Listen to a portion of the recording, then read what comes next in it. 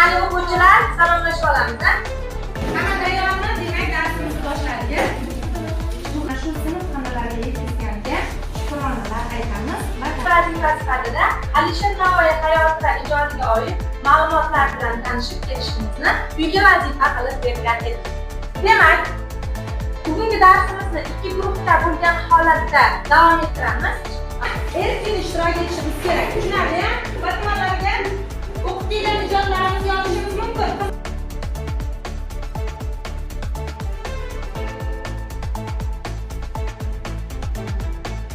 Hamma yaproqlariga ma'lumotlarni to'ldirib qani o'qib eshittiramiz. Qaysi guruh faol ishtirok etganligini aniqlab olamiz. Maqsadlik ko'p va xo'p mana bunday g'azal ilmini yozing. Ko'zu qarosin model, surat aro, urug'soli safosi.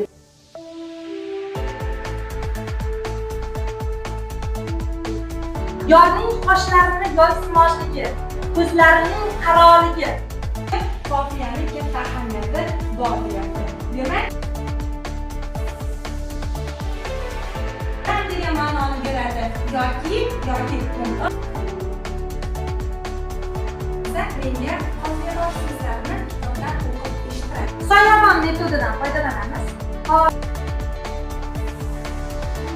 Albatta, Navoiy so'ziga Navoiy bilan bog'liq qanday ma'lumotlar yashirilgan?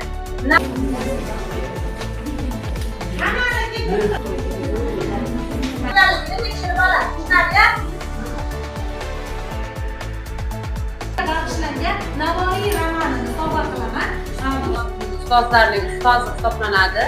Barchaga rahmat. Bugungi darsimiz yoqqanidan mamnunman. Endi keyingi darsga bemalol chiqishingiz